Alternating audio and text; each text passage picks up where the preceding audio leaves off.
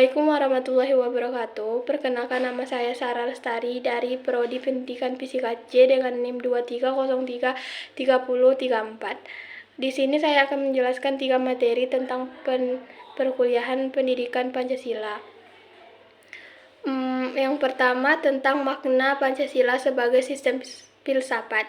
Makna Pancasila sebagai sistem filsafat adalah Pancasila adalah ideologi bangsa yang dijadikan sistem filsafat. Pancasila terdiri dari 5 prinsip yang mencerminkan nilai filsafat dalam konteks Indonesia. Yang pertama, ketuhanan yang Maha Esa, yaitu menekankan 1. kepercayaan, 2.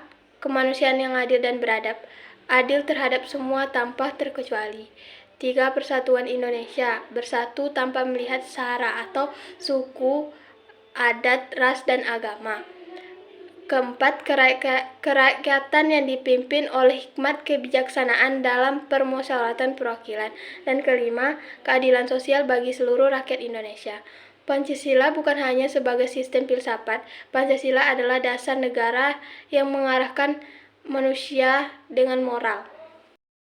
Yang kedua adalah contoh praktek kehidupan berbangsa dan bernegara dalam perspektif filsafat Pancasila. 1. Toleransi terhadap berbagai suku, agama, ras, adat, dan budaya, serta pandangan politik. Kedua, partisipasi masyarakat dalam demokrasi seperti pemilihan umum dan pengambilan keputusan dengan musyawarah dan mufakat dalam suatu organisasi. Yang ketiga, pemerataan kesejahteraan, di mana mengurangi kesenjangan ekonomi, sosial, dan politik, serta memastikan pekerjaan, kesehatan, dan pendidikan yang setara bagi masyarakat. Yang keempat, penghindaran konflik dan kekerasan, yaitu penolakan kekerasan serta penyelesaian konflik dengan cara damai. Kelima, pendidikan dan penyuluhan. Yang keenam, perlindungan hak asasi manusia, hak hidup manusia, hak bebas manusia, dan perlindungan hukum manusia. Yang ketujuh, pembangunan dan pelestarian hidup.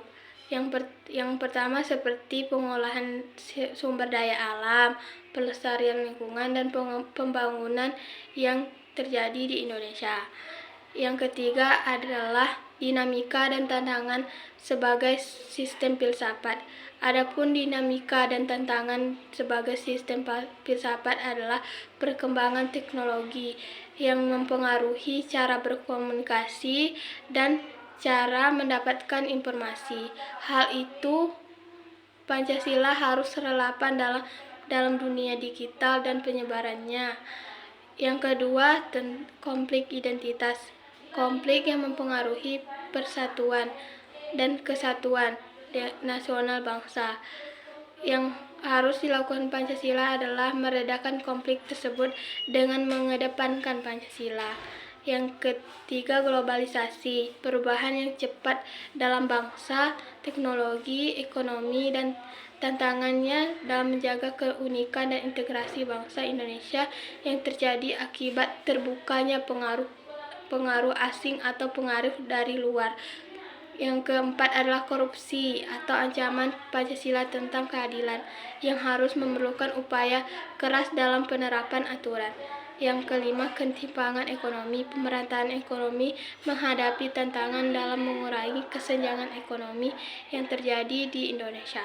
Demikianlah pembahasan mengenai 3 materi tersebut. Maaf jika terdapat kesalahan dan penyampaian kata. Saya tutup pembahasan tersebut dengan wassalamualaikum warahmatullahi wabarakatuh.